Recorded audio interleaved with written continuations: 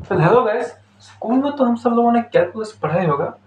और कैलकुलस में हमें एक चीज़ सिखाई जाती है कि अगर हम कॉस इनवर्स ऑफ एक्स को डिफरेंशिएट करें विथ रेस्पेक्ट टू एक्स तो हमें मिलता है -1/√(1 - x²। लेकिन क्या आपको पता है ऐसा क्यों होता है? चलिए आज इसी को जानने की कोशिश करते हैं। सबसे पहले मैं मान लेता हूँ कि कॉस इनवर्स ऑफ एक्स की वैल्यू है y।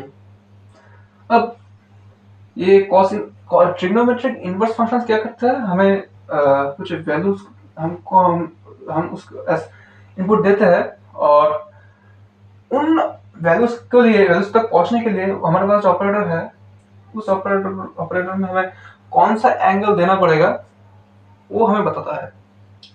जिसका मतलब है अगर कॉस इनवर्स ऑफ एक्स का वैल्यू है y, इसका मतलब है कि कॉस y की वैल्यू होगी x। ठीक है। अब अगर मैं cos y को x के रिस्पेक्ट में डिफरेंशिएट करूं तो क्या होगा?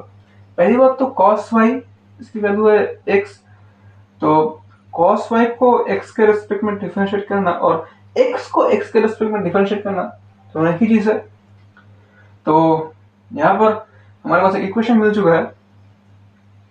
यहाँ पर लेफ्ट साइड में हमारा अगर हम इसको डिफरेंशिएट करेंगे तो मिलेगा -sin y divide dx because of the chain rule, और राइट साइड में हमें मिलेगा 1। ठीक है। अब मैंने क्या किया है, मैंने दोनों साइड को -1 से मल्टीप्लाई कर दिया है, जिसकी वजह से मुझे नेक्स्ट लाइन में मिल रहा है sin y times divide dx equals -1। अब मैंने क्या किया, मैंने दोनों साइड में 1/sin y को दोनों साइड को मैंने 1/sin y से मल्टीप्लाई कर दिया है।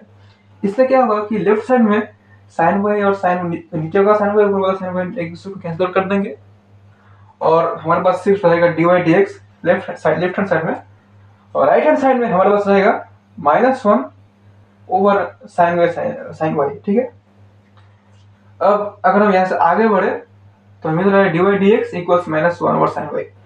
अभी हमारे पास एक ट्रिग्नोमेट्रिक एनालिटी है जो कहती है कि sin square theta plus cos square theta equals 1, और यही से अगर हम आगे बढ़े तो मिलेगा sin theta equals 1 - cos square theta. ठीक है।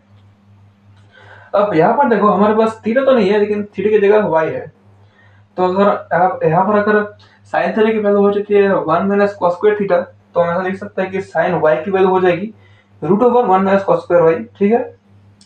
अब हमें पता है कि cos y की वैल्यू होती है x, तो cos स्क्वायर y की वैल्यू कितनी होगी? x²। यहीं पर अगर हम cos स्क्वायर y की जगह x को सब्स्टिट्यूट करें तो मिलेगा √1 -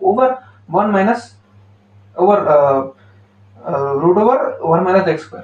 ठीक है। इसी वजह से डिफरेंशिएशन अगर हम करते हैं cos इनवर्स ऑफ x का विद रिस्पेक्ट टू x तो हमें मिलता है -1/√1 - x²। Okay, understood. Thanks for watching.